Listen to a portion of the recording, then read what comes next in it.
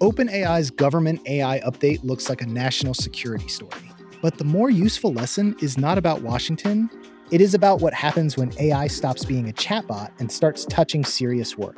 Customer records, source code, security alerts, public services, financial workflows, internal decisions. The pattern is the same at every scale. The model becomes useful when it gets access, and the risk rises for exactly the same reason.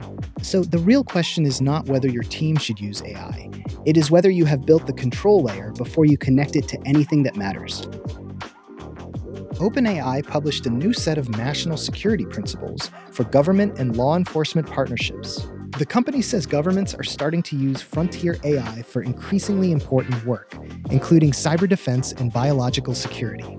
It also points to defensive programs like Daybreak, Trusted Access for Cyber, and Rosalind Biodefense.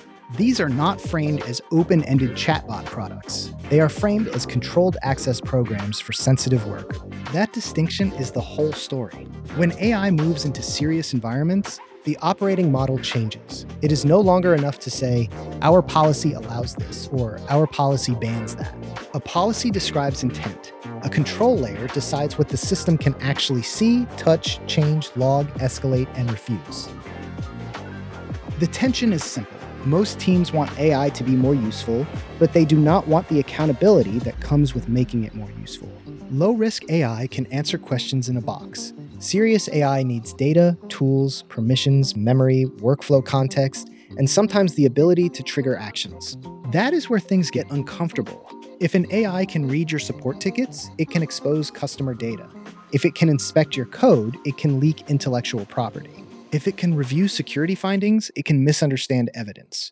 If it can draft legal or financial responses, it can create decisions people assume have been approved. This is why the phrase human in the loop is too vague.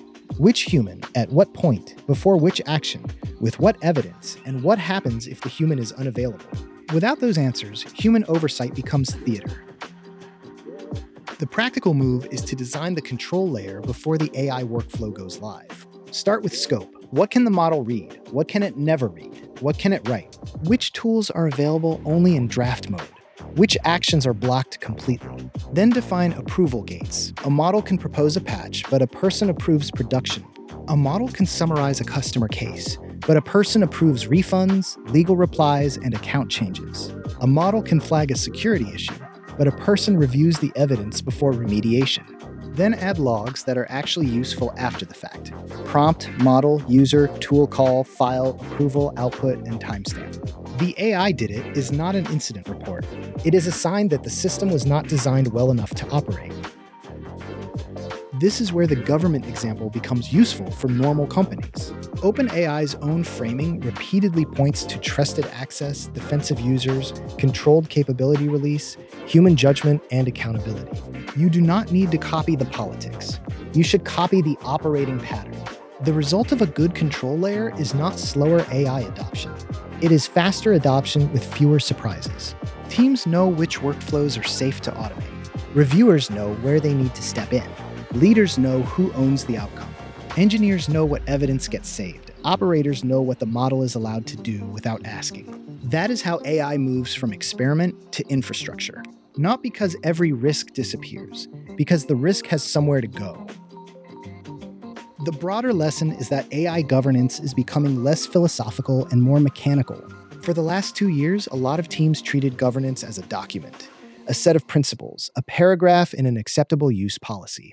A meeting where someone says, we need humans involved. That is not enough for the next phase. As AI gets closer to real workflows, governance becomes product design, system architecture, permissioning, logging, escalation, and incident response. It becomes the boring machinery that lets useful systems run without pretending they are harmless. The teams that move fastest with AI will not be the ones with no brakes. They will be the ones that know exactly where the brakes are, who can release them, and what gets recorded when they do.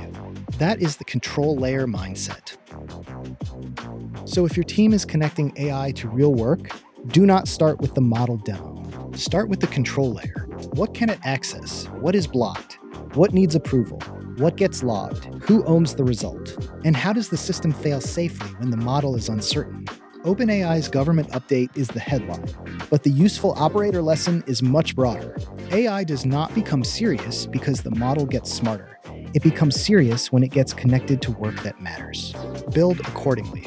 More operator breakdowns at IndieStudio.ai.